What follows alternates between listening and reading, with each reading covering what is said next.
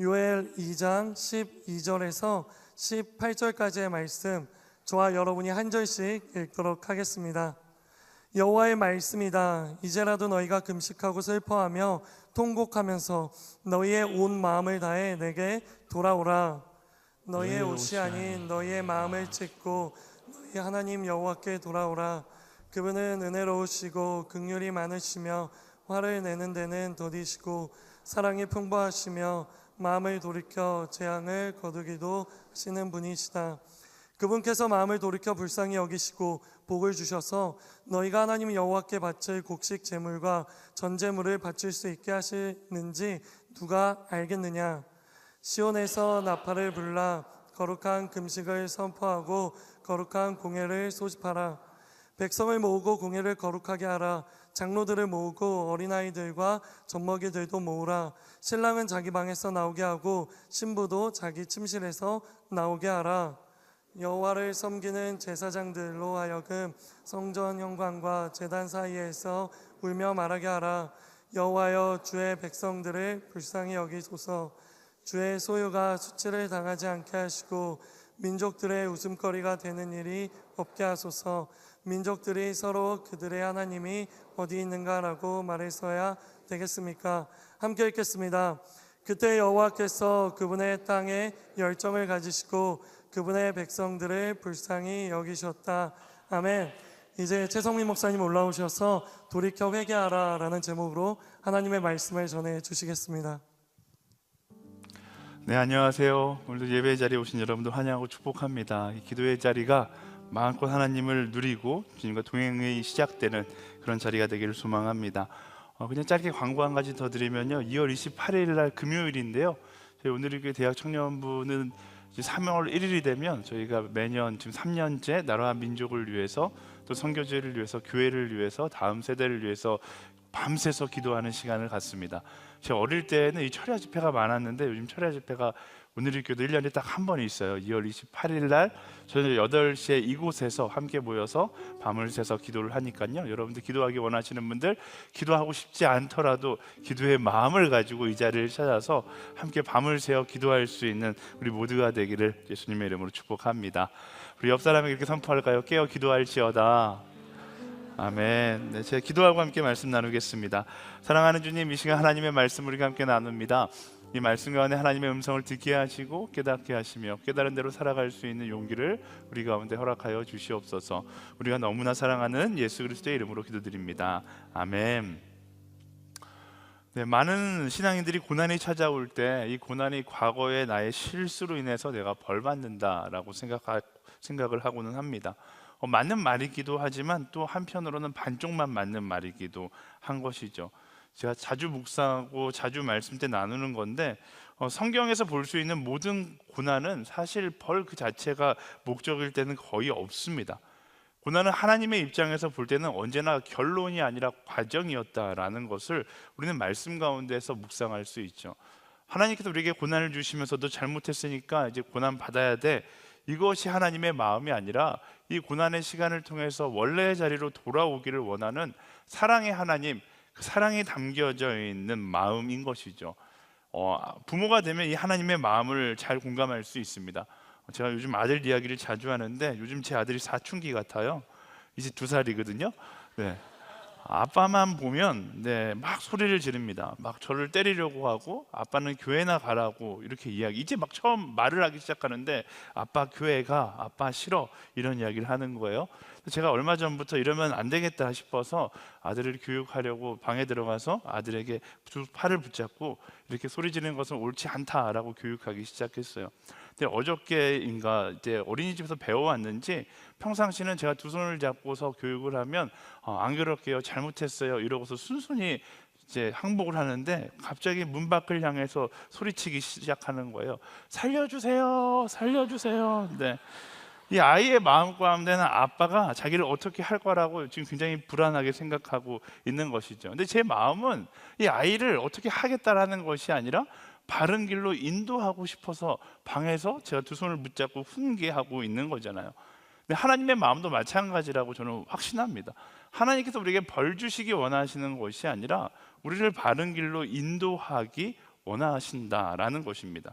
그런데 우리는 고난 앞에서 계속해서 고난의 이유에 대해서 생각할 때가 많이 있습니다. 나는 왜 이 고난을 당해야 하는가? 근데 사실 고난의 이유보다 더 중요한 것이 있습니다. 이 고난을 어떻게 대처해야 하는가가 훨씬 더 중요하죠. 성경을 보면 이 고난에는 두 가지 부류가 나옵니다. 욥이 경험했었던 의인이 경험하는 고난이 있고, 히스기야 왕이 경험했었던 옳지 않은 길을 걸어갈 때 찾아오는 고난들이 있습니다. 고난의 이유는 다르지만 고난 가운데 있다라는 것은 공통점이죠. 또 하나의 공통점이 있다라면 이 고난을 어떻게 헤쳐나가야 하는가, 고난은 다른 데서 찾아온다 할지라도 헤쳐나가는 방법은 동일하다라는 겁니다. 뭐예요? 고난이 찾아올 때 욥도 그랬고 히스기야도 그랬고, 하나님께로 더 가까이 나아가면 된다라는 것이죠. 하나님의 마음이 거기에 담겨져 있으니까요. 그리고 놀랍게도 누가복음 15장에 나오는 돌아온 탕자의 비유를 통해 알 수 있듯이 하나님은 여전히 언제나 우리가 그의 품으로 돌아오기를 기다리고 계신다라는 것입니다. 근데 많은 사람들이 타이밍이 늦었다, 나는 이제 끝났다 라고 생각을 해요. 근데 하나님의 기다림에는 늦은 타이밍이 없습니다. 오히려 늦었다고 생각한 그 순간이 가장 돌아가기 좋은 타이밍인 것이죠. 그래서 하나님은 우리에게 후회를 원하시는 것이 아니라 돌아오는 것까지 회개를 원하시는 것입니다.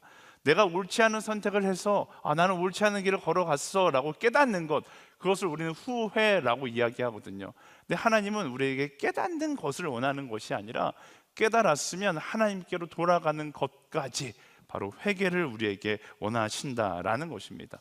그리고 지금 우리에게 주어진 기회가 바로 돌아갈, 회개할 타이밍이다라는 것이죠. 우리 옆 사람에게 그렇게 이야기해 주시겠어요? 늦었다고 생각하는 순간이 돌아갈 타이밍입니다. 이렇게 이야기해 줄까요? 아멘. 네, 오늘 말씀에 보면 타이밍을 놓쳐서 우리 인생 망했다라고 생각하는 이스라엘 민족이 등장합니다. 오늘 말씀은 요엘서를 우리가 함께 보고 있는데, 이 요엘서는 요아스 왕 말기쯤에 쓰여졌어요. 요아스 왕 하면 이스라엘의 남유다의 많은 선한 왕 중에 한 왕이었거든요. 굉장히 선한 왕으로 유명했습니다. 그러나 그의 말기에 가서 주변 강대국 사이에서 자신들의 신앙을 올바로 지키지 못하고 흔들렸던 시기가 있습니다. 강대국의 눈치를 너무 많이 보느라 하나님과의 관계에 소홀하고 영적으로 바알과 같은 이방 신들을 숭배했었던 그런 상황이 있는 것이죠. 이 우상 숭배라는 게 굉장히 조금만 방심하면 우리의 삶 가운데 틈타 들어옵니다. 제가 SNS 예배 때도 우상 숭배에 대해서 요한계시록이기 때문에 굉장히 자주 나누는데, 성경에 나타난 우상 숭배는 항상 우상만 숭배가 아니라 우상도 숭배였다는 것을 우리는 알아야 하는 것이죠. 그러니까 나는 우상 숭배하고 있지 않고 난 하나님만 사랑하는데 라고 이야기하지만 우리의 삶 가운데 너무나 많은 우상 숭배의 순간들이 있을 수 있다라는 거예요. 하나님도 사랑하고 돈도 사랑하고 하나님도 사랑하고 성공도 사랑하고, 나는 그것이 우상 숭배라고 생각하지 않지만 성경은 그렇게 우상도 숭배하는 것을 우상 숭배라고 이야기합니다. 이 바람 피는 사람들의 논리가 딱 이렇잖아요. 바람 피다 걸리면 뭐라고 이야기해요? 너도 사랑하지만 그 사람도 사랑해. 자기 딴에는 이게 굉장히 논리적이라고 생각하지만 그 이야기를 듣는 사람에겐 말도 안 되는 소리인 것처럼, 하나님 앞에서 우상도 사랑하는 것은 결국 우상 숭배에 대한 합리화일 뿐인 것입니다. 어쨌든 말씀으로 돌아가서 요아스가 딱 그랬던 거예요. 하나님도 사랑하고 우상도 사랑한다, 그리고 그건 괜찮다라고 생각했었던 찰나 하나님께서 그런 이스라엘을 향해서 경고성 심판을 주십니다. 그게 바로 메뚜기 떼가 이스라엘을 훑고 지나가는 일이 일어나게 되는 것이죠. 요엘서 1장 2절부터 4절까지의 말씀인데요, 함께 읽어보겠습니다. 시작. 이 말을 들으라. 이 땅에 사는 모든 사람들아 귀를 기울이라. 너희가 사는 동안 혹은 너희 조상들이 사는 동안 이런 일이 일어난 적이 있었느냐? 이것을 너희 자녀들에게 말해주고 너희 자녀들이 그들의 자녀들에게, 또 그들의 자녀들이 그 다음 세대에게 말하게 하라. 풀무치가 남긴 것을 메뚜기가 먹었고 메뚜기가 남긴 것을 느치가 먹었고 느치가 남긴 것을 황충이 먹었다. 아멘. 재앙이 이스라엘에 찾아오게 된 거예요. 말씀에서 이야기했듯이 풀무치가 지나가고 메뚜기가 지나가고 느치가 지나가고 황충이 지나간 것입니다. 이 메뚜기 떼가 지나간 그 자리에는 아무것도 남지 않기 때문에 사람도 동물도 살 수 없는 땅이 되어버린 것이죠. 하루아침에 저주받은 땅이 된 거예요. 그제서야 이스라엘 민족은 후회를 하는 것입니다.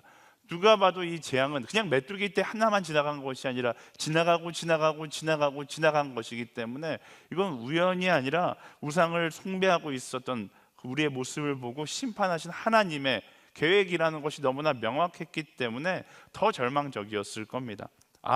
내가 하나님을 사랑했어야 되는데 우상도 함께 사랑하다가 하나님의 심판을 받지 않을 수 있었던 그 기회를 놓쳐버렸구나. 그 결과가 이런 참혹한 멸망이구나 라고 생각을 했을 겁니다. 그런데 그때 하나님께서 선지자 요엘을 통해서 말씀하시는 거예요. 뭐라고 말씀하시는가?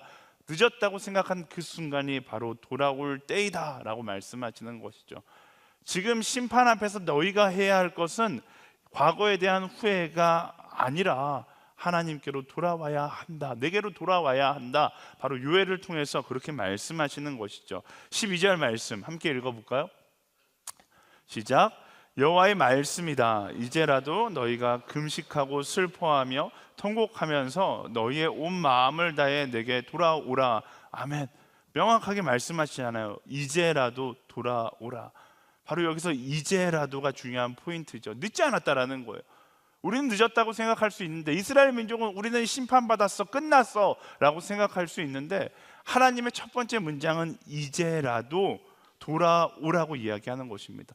너희가 늦었다고 생각할지라도, 아무런 소망이 보이지 않을지라도, 아무리 너희가 나에게서 멀리 떠나갔을지라도 이제라도 돌아오라 라고 이야기하고 있는 것이죠. 이게 하나님의 마음입니다. 사람들은 자꾸 과거에 집착하지만 하나님은 과거에 집착하지 않고 오늘 그리고 미래를 바라보시는 분이십니다. 말씀에 보면 하나님께서는 과거에 집착하지 않고 항상 미래지향적이다라는 그런 증거들이 굉장히 많거든요. 예레미야 29장 11절 말씀에 이렇게 기록되어 있습니다. 같이 읽어볼까요? 시작. 여호와의 말이다. 내가 너희를 위해 갖고 있는 계획들을 내가 알고 있으니 그것은 평안을 위한 계획이지 재앙을 위한 것이 아니며 너희에게 미래와 소망을 주기 위한 것이다. 아멘. 말씀이 뭐라고 이야기해요? 하나님께서 미래를 향한 계획을 가지고 계신다. 그리고 그 계획은 재앙이 아니라 소망과 평안이다. 하나님은 과거지향적이시지 않고 미래지향적이신 거예요. 여기뿐만 아니라 이사야 43장 18절과 19절 말씀도 마찬가지입니다. 같이 읽어볼까요? 시작. 지나간 일들을 기억하지 말라. 과거에 연연하지 말라. 보라, 내가 새 일을 하고 있다. 이제 막 솟아나고 있는데 너희는 느끼지 못하느냐? 내가 광야에 길을 내고 사막에 강을 만들고 있다. 아멘. 이사야서에서는 더 직접적으로 말씀하세요. 지나간 일에 연연하지 말고 새 길을 만드실 그 하나님을 바라보고 나아가라 라고 이야기하고 있습니다. 신약에 와서도 마찬가지예요. 빌립보서 3장 13절과 14절 말씀 함께 읽어보겠습니다. 시작. 형제들이여, 나는 그것을 붙잡았다고 생각하지 않습니다.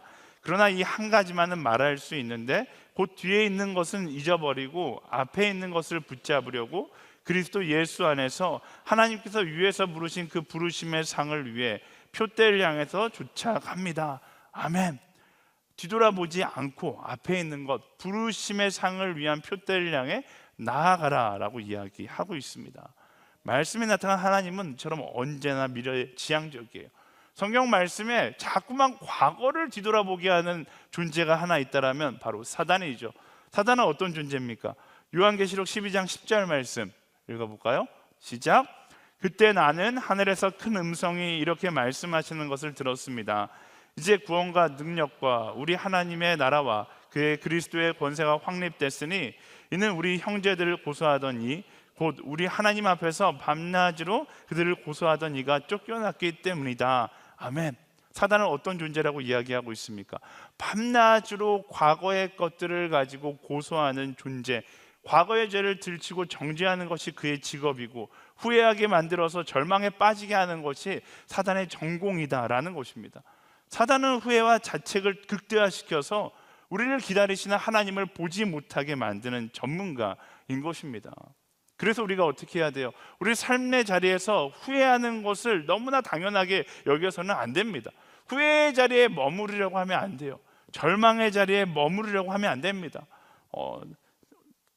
그게 사단이 원하는 것이니까요. 절망하다 보면 어느 순간 절망도 후회도 적응되는 순간이 있어요. 그리고 거기에 중독되어서 익숙해져 버리는 것이죠.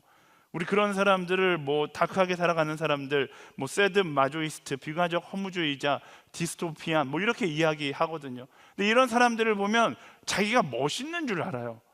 그렇게 절망 가운데 살아가는, 비관적으로 살아가는 자기의 삶이 멋있다라고 생각합니다. 제가 요즘에 그 미디어 문명을 보면서 참 아쉬운 건 영화 가운데 이 비관주의적 영화들이 정말로 많이 나온다라는 거예요. 그리고 이게 블록버스터 막 상위 랭크에 올라가 있어요. 그리고 이런 영화를 만들기로 유명한 나라가 또 대한민국이잖아요. 한국에서 뭐 영화의 작품성이 있다라고 이야기하는 영화들은 거의 대부분 다 비관주의적이고 니힐리즘적인 영화들이 많거든요. 저는 솔직하게 말하면 영화 관련된 분들이 계실지 모르겠지만 그런 영화를 저는 왜 보는지 모르겠어요. 보시지 마세요. 그걸 보면서 무슨 생각을 해요? 비관적인 영화를 보면서 야, 나는 이렇게 작품성 있는 영화를 보는 사람이야. 나도 모르게 그 영화에 자기를 투영하고 있을 때가 너무나 많습니다. 저는 사단의 거짓말이라고 생각해요. 우리는 후회하고 절망에 머물러서는 안 되는 존재입니다. 정신 차려야 돼요.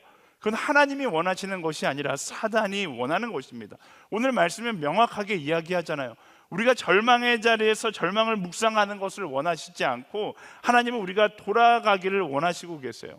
사단이 아무리 늦었다고 우리에게 속삭인다 한들, 여러분, 내게 생명이 붙어있는 한, 내게 생명이 붙어있다는 것 자체가 무엇을 이야기합니까? 내 생명의 주관자가 하나님이신데 돌아오기를 원하시고 계신다라는 것을 이야기하는 것입니다. 사랑하는 여러분, 그 하나님의 마음을 우리는 기억해야 하는 거예요. 끝날 때까지 끝난 것이 아닙니다. 그걸 알려주는 대표적 사건이 뭐예요? 누가복음 23장, 예수님과 함께 십자가에 달려 죽었던 두 죄수가 바로 그 결말을 이야기해 주잖아요. 한 죄수는 아예 포기하고 과거의 죄로 내가 오늘 결과를 맞는 것이다, 나는 안 돼라고 생각했고, 한 죄수는 예수님 앞에서 소망을 바라봅니다. 그리고 두 사람은 전혀 다른 결론을 맞이하게 되는 것이죠. 아직 늦지 않았다라는 것입니다. 오늘 이 자리에 만약에 내 인생의 타이밍을 놓쳐서 절망과 후회에 사로잡혀 계신 분이 있다라면 말씀이 명확하게 이야기해요. 이제라도 돌아오라. 분명히 이 자리에도 그런 분들이 계실 거예요. 내 생을 포기할 정도의 절망감 때문에 남들을 바라보면 너무나 행복해 보이는데 나 혼자 세상을 외롭게 살아가는 것처럼 느끼시는 분이 있다라면 그건 사단의 거짓말인 거예요. 그 사단의 거짓말로부터 돌아와서 말씀이 이야기하는 것처럼 이제라도 지금이 주님께 돌아가기 위한 제일 좋은 순간이라는 사실을 기억하고 하나님께로 돌아갈 수 있는 우리 모두가 되기를 예수님의 이름으로 축원합니다. 우리 옆 사람에게 선포하겠습니다. 지금 돌아갈 때입니다. 아멘. 그리고 이어지는 말씀은 우리가 어떻게 돌아가야 하는지 구체적으로 설명해 줘요. 12절과 13절 말씀 다시 한번 읽어보겠습니다. 시작. 여호와의 말씀이다. 이제라도 너희가 금식하고 슬퍼하며 통곡하면서 너희의 온 마음을 다해 내게 돌아오라. 너희의 옷이 아닌 너희의 마음을 찢고 너희 하나님 여호와께 돌아오라. 그분은 은혜로우시고 긍휼이 많으시며 화를 내는 데는 더디시고 사랑이 풍부하시며 마음을 돌이켜 재앙을 거두기도 하시는 분이시다. 아멘. 말씀이 뭐라고 이야기하냐면 온 마음을 다해 하나님께로 돌아가라. 그리고 온 마음을 다해 돌아간다는 의미와 방법에 대해서 세 가지로 구체적으로 이야기합니다. 첫 번째는 금식하라라고 이야기합니다. 여기서 금식하라는 것은 하나님께 단식 투쟁하라 이런 의미가 아닙니다. 금식이라는 것을 해보면 아는데, 금식은 어떤 의미가 있는가 하면 나의 욕심을 내려놓는다라는 의미가 있어요. 먹고자 하는 나의 의지, 이것도 욕심이잖아요. 식탐이라고 이야기하죠. 이 식탐도 내려놓음으로, 그때 나의 욕심을 내려놓으면 뭐가 들려요? 하나님의 뜻이 들리는 거예요. 우리가 하나님의 뜻을 듣지 못하는 이유가 무엇입니까? 너무 많은 나의 생각과 나의 욕심이 있다 보니까 하나님의 음성을 들을 수가 없게 되는 것이죠. 저는 이제 목회자 아들로 태어나서 금식을 반강제적으로 굉장히 자주 했거든요. 근데 금식을 할 때 어떤 목표가 분명히 있어요. 제가 신대원 들어갈 때는 저는 영어로 공부하는 신대원에 들어가는데 영어를 워낙 못해서 하나님 영어를 잘할 수 있게 해주세요. 이렇게 금식하며 2주 동안 금식기도 해본 적도 있고요. 에스겔서를 묵상하는데 이게 도저히 묵상이 안 되는 거예요. 그래서 에스겔과 똑같은 환상을 좀 보게 해주세요. 이런 목적을 가지고 금식기도 한 적도 있거든요. 근데 단 한 번도 그 목적을 이룬 적은 한 번도 없습니다. 하나님께서 그 목적대로 응답해 주신 적은 한 번도 없어요. 근데 제가 금식 기도하면서 금식 기도가 끝났을 때 하나님께서 안 들어주셨어, 이렇게 후회한 적도 단 한 번도 없습니다. 금식 기도를 하면서 제가 느끼는 건 내가 먹지 않겠다라고 딱 생각하고서 그때부터 금식을 하기 시작하잖아요. 장담하는데 3일이 지나면 내가 무엇을 위해 금식을 하고 있는지조차 잊어버려요. 무엇만 기대하는가? 이 금식이 빨리 끝나기만을 기대하면서 기도하게 돼요. 그러면서 어느 순간 금식이 끝났을 때 무엇을 알게 되는지 알아요? 나의 욕심을 다 내려놓고 하나님만 바라보는 것이 하나님께서 내게 원하시는 것이구나 라는 사실을 깨닫게 됩니다. 믿지 못하시겠다고요? 믿지 못하시겠다는 분은 오늘 밤부터 금식을 선포하고 2주 동안 금식해 보세요. 나의 욕심을 내려놓아야지만 하나님의 음성을 들을 수 있게 되는 것입니다. 우리가 회개하지 못하는 반쪽짜리 회개에 머물러 있는 이유가 무엇이냐? 내가 누리는 오늘을 포기하지 못하기 때문에 반쪽짜리 회개에 머무를 때가 너무나 많은 것입니다. 근데 말씀은 금식하라, 너의 욕심을 내려놓고 하나님께 온전히 돌아가라 라고 이야기하고 있는 것입니다. 두 번째, 슬퍼하며 통곡하라 라고 이야기합니다. 슬퍼하며 통곡하라. 슬퍼하고 통곡하는 건 인간의 아주 내추럴한 나의 있는 모습 그대로를 하나님께 보여주라 라는 것입니다. 다시 말하면 나의 자존심을 다 내려놓고 있는 모습 그대로 나의 죄인됨을 인정하라 라는 것이죠. 자존심을 내려놓고 나의 죄된 모습을 증명하는 순간 우리는 무엇을 보게 되는가? 내가 얼마나 심각한 상황인지를 보게 되는 거예요. 내가 얼마나 심각한 죄인인지를 우리가 왜 보지 못합니까? 나의 못난 자존심 때문에 보지 못하는 거예요. 나는 죄인이 아니야, 나는 쟤보단 낫지. TV 뉴스를 보면 나는 저 정도 죄인은 아니지. 자꾸만 상대적으로 나의 자존심을 키우다 보니까 어느 순간부터 내가 얼마나 죄인인지를 인식하지 못한 채 그냥 살아가는 거죠. 근데 말씀은 슬퍼하며 통곡하라. 나의 자존심을 내려놓고 내가 지금 얼마나 심각한 죄인인지를 보게 되면 슬퍼하고 통곡할 수밖에 없다라는 것을 이야기하는 것입니다. 그리고 그때 무엇이 시작돼요? 진정한 회개가 시작되는 것입니다. 사실 현대인에게 있어서 회개할 때 가장 어려운 점이 바로 이 자존심인 것 같아요. 내가 세상 가운데 쌓아온 명예와 체면이 있기 때문에 포기하고 싶지 않은 것이죠. C.S. 루이스의 그 스크루테이프의 편지 10번째 챕터를 보면 허영편인데 그 챕터에서 이 자존심에 대한 이야기를 합니다. 이 책에서는 그리스도인들을 환자, 이 사단의 입장에서 썼기 때문에 그 환자들을 어떻게 하면 하나님으로부터 멀리할 수 있는가에 대한 이야기를 하거든요. 그 환자들의 수치심과 자존심을 공격해서 그들이 본격적으로 회개에 입문하지 못하도록 하는 것, 이게 사단의 가장 중요한 전략 중에 하나라고 이야기합니다. 그렇잖아요. 우리의 헛된 자존심으로 인하여서 나의 상처를 주님께 내어놓지 않는다라면, 나의 죄인됨을 하나님께 내어놓지 않는다라면 우리는 온전한 회개로 나아갈 수 없는 것입니다. 병원에 가면 어떻게 해야 돼요? 수술대 위에 다 벗고 내 치부를 드러내야지만 그 수술대 위에서 회복이 일어날 수 있듯이 나의 모든 것들을 다 내려놓고 있는 모습 그대로 주님 앞에 섰을 때 진정한 회개가 일어날 수 있는 것입니다. 성령의 충만함도 회개도 언제 일어나는 거예요? 나의 자존심을 내려놓고 있는 모습 그대로 하나님 앞에 서서 말씀이 이야기하는 것처럼 슬퍼하고 통곡하는 사람이 될 때 일어나게 되어 있는 것입니다. 이것도 제가 자주 이야기하는데요. 성령의 충만함을 입으면 어떤 일들이 일어나요? 옆 사람을 보지 않아요. 눈물을 흘려도 멋지게 흘리지 않고 어떻게 흘려요? 그냥 펑펑 흘리고 눈물만 나는 것이 아니라 내 눈에 얼굴에 있는 모든 구멍에서 물이 흘러내리기 시작하는 게 성령 충만함의 증거잖아요. 슬퍼하고 통곡하는 모습인 것이죠. 나의 자존심하고는 전혀 거리가 먼 상황 가운데 성령의 충만한 임재를 경험하게 되는 것입니다. 자기의 자존심을 내려놓고 내 죄된 모습을 주님 앞에 그대로 드러내며 있는 모습 그대로 나아갈 때 그때 본격적인 회개가 시작되고 온 마음을 다해 주님께로 돌아간 것이 시작되는 것입니다.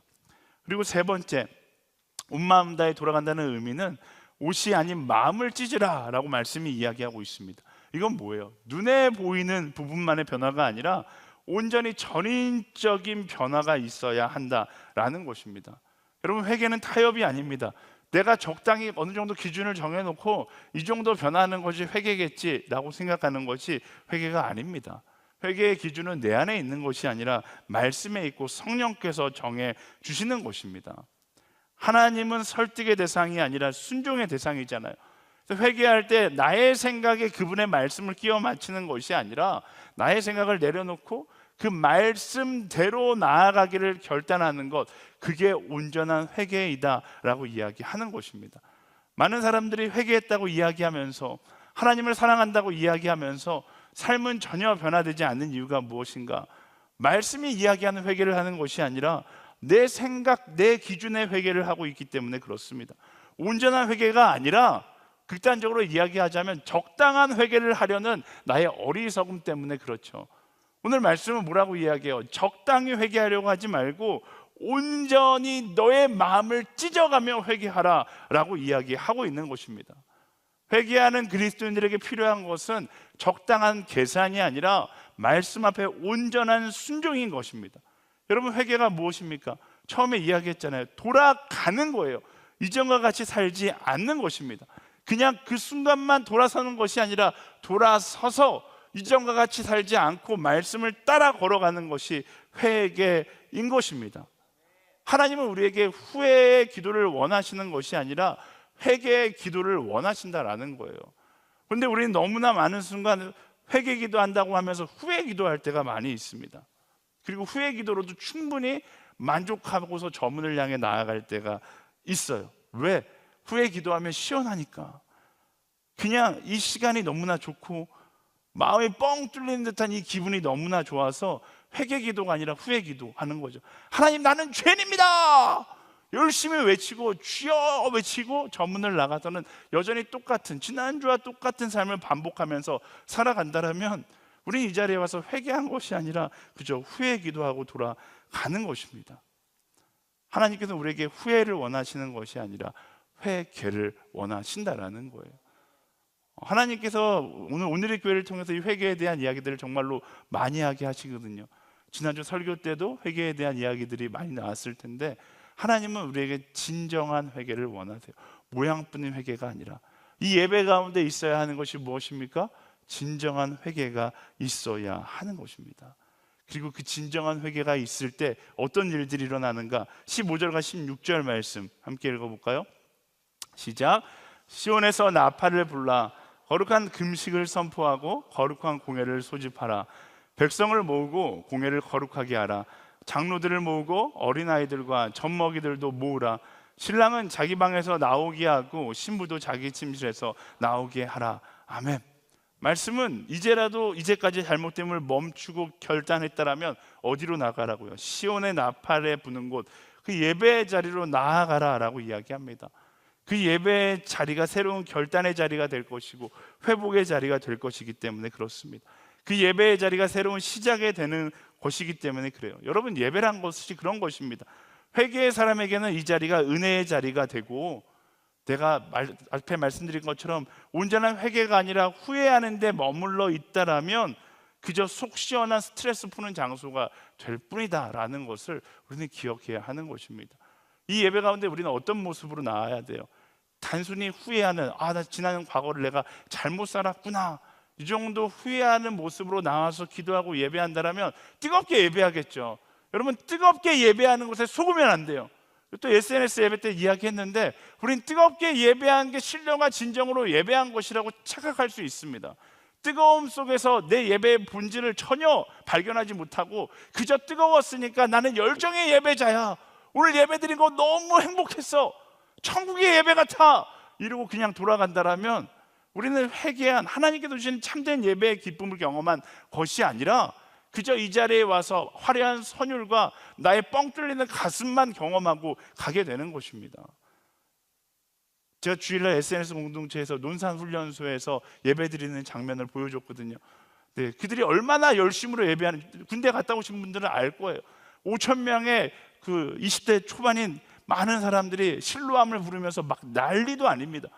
막 소리를 질러가면서 마치 모두가 크리스천인 것 같은데 그 중에 크리스천은 10%도 안 될걸요. 정말로 뜨겁게 예배하고 저도 다 경험해봐서 알아요. 예배하고 그 문을 나갈 때 다들 와, 야, 속 시원하다. 다음 주 또 교회 오고 싶다. 이러고 나가요. 누구보다도 뜨겁게 예배했는데. 근데 그 뜨거움이 어디서 오는 겁니까? 온전한 회개에서? 그렇지 않죠. 우리의 예배도 그럴 수 있다라는 거예요. 그들의 예배를 보면서 야, 저게 무슨 예배야 생각할 수 있지만 우리도 뜨거움에 속아서 나의 예배 가운데 온전한 회개가 아니라 적당한 회개, 그리고 뻥 뚫리는 가슴, 나는 뜨거운 예배자였어, 착각이에요. 하나님께서 우리에게 무엇을 원하십니까? 진실된 예배자가 되기를 원하시는 거예요. 욕심을 내려놓고 자존심을 버리고 나의 계산이 아니라 말씀의 순종함으로 예배의 자리로 나아가 적당한 회개가 아니라 온전한 회개, 말씀의 적당한 순종이 아니라 온전한 순종을 하며 나아갈 때, 그때 우리는 온전한 하나님의 은혜를 경험하게 되는 것이고 온전한 성령의 임재를 경험하게 되는 것이고, 그때 어떻게 되는 거예요? 나의 인생의 온전한 회복을 경험하고 말씀이 이야기하는 것처럼 이전과 같이 사는 것이 아니라 말씀을 따라 살아가는 참된 그리스도인의 삶을 새롭게 시작할 수 있는 것입니다. 저는 오늘 화요 성령 집회가 여러분의 예배 가운데 바로 그런 놀라운 기적과 같은 시간이 있게 되기를 예수님의 이름으로 축원합니다. 이 자리가 적당히 회개하는 자리가 아니라 나의 마음을 내어놓고 온전히 회개하는 자리가 될 때에 하나님께서 그것을 경험하게 하시는 거예요. 그리고 그 회개의 자리에서 하나님은 더 크고 놀라운 하나님의 계획을 보게 하십니다. 17절과 18절 말씀 함께 보겠습니다. 시작. 여호와를 섬기는 제사장들로 하여금 성전 현관과 제단 사이에서 울며 말하게 하라. 여호와여, 주의 백성들을 불쌍히 여기소서. 주의 소유가 수치를 당하지 않게 하시고 민족들의 웃음거리가 되는 일이 없게 하소서. 민족들이 서로 그들의 하나님이 어디 있는가라고 말해서야 되겠습니까? 그때 여호와께서 그분의 땅에 열정을 가지시고 그분의 백성들을 불쌍히 여기셨다. 아멘. 회개의 삶은요, 말씀에서 이야기하는 것처럼 세상적으로 볼 때는 어쩌면 수치스러운 것일 수 있어요. 웃음거리가 되는 것일 수 있습니다. 세상의 방법이 아니라 회개함으로 이제 말씀을 따라 살아가는 것, 많은 세상의 것들을 포기해야 되기 때문에 세상적으로 볼 때는 많은 것을 잃는 것처럼 보일 수 있습니다. 나의 자존심을 다 내려놔야 되기 때문에 자존심이 완전히 꺾여서 수치를 경험할 수 있습니다. 근데 말씀은 뭐라고 이야기해요? 너가 수치를 경험한다 할지라도, 그렇게 세상적으로 모든 것을 내려놓는다 할지라도 하나님은 하나님의 열정을 가지고 그들을 불쌍히 여기시겠다, 하나님의 열정을 가지고 그들을 책임지시겠다라고 이야기하고 계시는 것이죠. 저는 이 말씀을 보면서 제가 회개에 대한 정의를 이렇게 적어놨어요. 회개는 자존심을 버리고 자존감을 갖게 되는 것입니다. 나의 자존심, 세상 앞에 내가 쌓아왔던 모든 자존심을 그분 앞에 내려놓고 나아가면 모든 것을 잃어버린 것만 같아요. 근데 그렇지 않죠. 오히려 반대이죠. 회개하고 온전히 돌아서서 말씀을 따라 살아갈 때 모든 것을 잃어버린 것 같지만 가장 소중한 것을 갖게 된 존귀한 자의 자존감을 회복하게 될 것이다. 말씀이 그것을 약속하고 있는 것입니다. 그 약속을 바라보고 돌이켜 회개함으로 우리는 자존심이 아니라 자존감을 가지고 살아갈 수 있는 우리 모두가 되기를 예수님의 이름으로 축원합니다. 여러분, 자존심으로 살아가는 인생이 얼마나 힘든 인생이에요. 내 인생을 내가 책임져야 된다는 그 책임감을 가지고 살아가는 것이 얼마나 힘든 것입니까? 자존심을 붙들고 살아가니까 우리가 절망하게 되는 거죠. 우리 인생 가운데 고난을 경험하게 되는 거예요. 우리 인생 가운데 어려움을 경험하게 되는 것입니다. 왜? 내가 내 인생을 책임져야 된다는 압박감 가운데 살아가니까. 온전히 주님께 맡기고 회개하는 인생 가운데 어떤 일이 있다고 이야기하십니까? 내가 너와 함께하고 내가 너의 인생을 책임지겠다. 더 이상 너의 자존심이 아니라 내가 너의 아버지고 내가 너의 보호자라는 자존감을 가지고 살아가게 하겠다. 그게 진정한 회개 가운데 일어나는 하나님의 역사인 것입니다. 그 하나님의 역사를 경험하고 회개한 자의 자존감을 가지고 살아갈 수 있는 우리 모두가 되기를 예수님의 이름으로 축원합니다. 말씀을 정리하고 함께 기도하기 원합니다. 제가 이것저것 다 집어넣어놨어요. 네, 다 썼어요. 네. 띄워놓고 기도하려고 다 써놨어요. 네, 보면서 고난은 결과가 아니라 과정입니다. 내 삶의 고난과 절망의 순간이 찾아올 때 그때는 절망할 때가 아니에요. 고난과 절망이 찾아올 때에는 포기하지 말고 그때가 바로 하나님께 돌아갈 때이다 라는 것을 기억하고 돌아가야 하는 것입니다. 내 인생 가운데 절망이 찾아올 때 기억하세요. 이제라도 늦지 않았다. 하나님께서 그렇게 말씀하고 계시는 거예요. 내게 돌아갈 기회가 있는 거잖아요. 내 숨이 붙어 있는데 돌아갈 기회가 있는 거죠. 이제라도 돌아오라고 말씀하신 하나님의 음성에 귀 기울이십시오. 어떻게 돌아가야 돼요? 내 욕심을 내려놓아야 하는 것입니다. 내 자존심도 내려놓아야 하는 것입니다. 그리고 그 결단이 후회로 끝나지 않도록 회개까지 이어질수록 적당히 하는 것이 아니라 온전히 회개해야 하는 것입니다. 여러분, 마음 가운데 적당히 타협하고자 하는 마음 자체를 잘라버리세요. 하나님께서 어떤 길을 살아가기를 원하시는지, 나의 거룩은, 여러분, 우리가 아무리 거룩하려고 노력해도 완전히 거룩해질 수 없어요. 죽을 때까지. 하지만 어제보다 오늘 더 거룩해지기를 선택할 수는 있는 거잖아요. 그 거룩을 선택하며 온전히 회개하기를 소망하며 나아갈 때 하나님께서 회개의 놀라운 역사를 경험하게 하시겠다라고 말씀하시는 거예요. 그리고 뭐라고 이야기합니까? 회개 이후의 삶에 대해서 걱정할 필요가 없다라고 이야기합니다. 회개는 자존심을 버리고 자존감을 얻게 되는 것이기 때문에 내가 책임지는 인생을 내려놨을 때 그가 책임지는 것을 경험하게 되는 것입니다. 여러분, 기억하세요. 온전한 회개는 그저 가슴 후련함에서 끝나는 것이 아닙니다. 내가 책임지는 인생에서 그가 책임지는 인생으로 완전히 바뀌는 것이죠. 사랑하는 여러분, 오늘 기도할 때 그저 가슴의 후련함을 경험한 채 돌아가는 것이 아니라 하나님께 온전히 나를 맡긴 자의 자존감을 가지고 세상 가운데 그 거룩을 간직한 자의 한 사람의 삶을 살아가기를 결단하고 나아갈 수 있게 되기를 예수님의 이름으로 축원합니다. 저 문을 향해 나아갈 때 이전과 나는 더 이상 같지 않다. 나는 예수 그리스도의 피로 말미암아 깨끗하게 된 구원함을 입은 거룩한 존재이다 선포하며 세상 가운데 말씀하신 그 말씀을 쫓아 살아갈 수 있는 우리 모두가 되어야 하는 것입니다. 우리 옆 사람에게 선포하겠습니다. 당신은 거룩한 존재입니다. 한 번 더 강력하게 선포합시다. 거룩한 존재답게 살지어다. 말씀을 따라 살아갈지어다. 아멘. 하나님께서는 여전히 우리를 기다리고 계세요. 이제라도 돌아오라고. 너무나 멋지지 않습니까? 하나님은 레디하고 계세요. 우리가 돌아오기만을 기다리고 계세요. 돌아온 탕자가 집을 향해 돌아가고 있을 때 무엇을 봅니까? 나를 기다리는 아버지를 보게 되잖아요. 하나님도 마찬가지예요. 내가 어떤 모습이든 상관없어요. 하나님은 우리의 존재를 사랑하시고 여전히 우리를 기다리고 계시는 것입니다. 우리가 선택할 것, 하나님께로 더 가까이 나아가면 되는 것이죠. 그 마음을 고백하며 우리 오늘 그렇게 기도하며 나아가기를 원합니다. 다른 것들 다 내려놓고 나의 자존심, 나의 욕심들 다 내려놓고 하나님께로 더 가까이 나아가기 원합니다. 하나님, 나는 하나님 없이 살아갈 수 없는 너무나 더러운 존재입니다.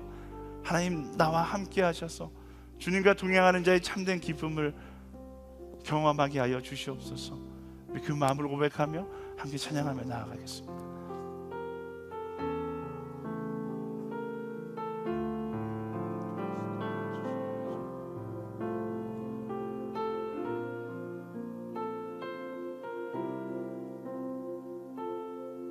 하나님께로 더 가까이,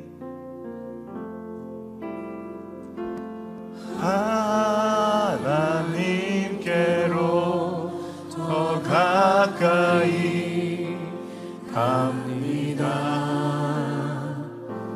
고통 가운데 계신 주님, 변함없는 주님의 그 신사랑 영원히 주님만을 섬기리. 다 같이 자리에서 일어나서 고백할까요? 하나님께로, 하나님께로 더 가까이 갑니다.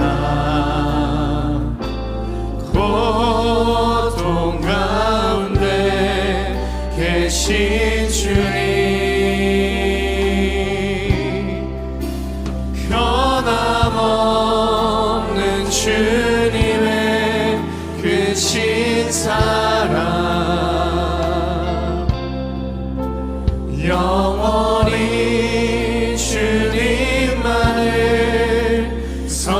성인이 하나님께로 더 가까이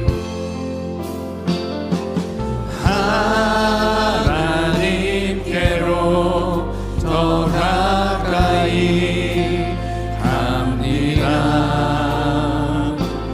고통 가운데 계신 주님,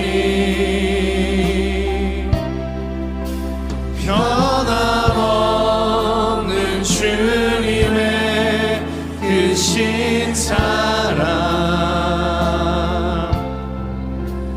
영원히 주님만을 섬기니. 이 시간 우리 말씀을 기억하며 함께 기도하며 나아가기 원합니다. 하나님, 내가 주께로 돌아가기를 원합니다. 하나님, 나의 욕심을 내려놓고 나의 자존심을 내려놓고 온전히 말씀을 따라 성령을 따라 회개하는 한 사람으로 서게 하여 주시옵소서. 이전과 같이 살지 않고 말씀을 따라 성령을 따라 살아가는 사람이 되기를 소망하오니 주님, 나를 태워 주시옵소서. 성령 하나님, 나를 태워 주시옵소서. 우리 주여 세 번 부르지 함께 회개하며 나아가겠습니다. 주여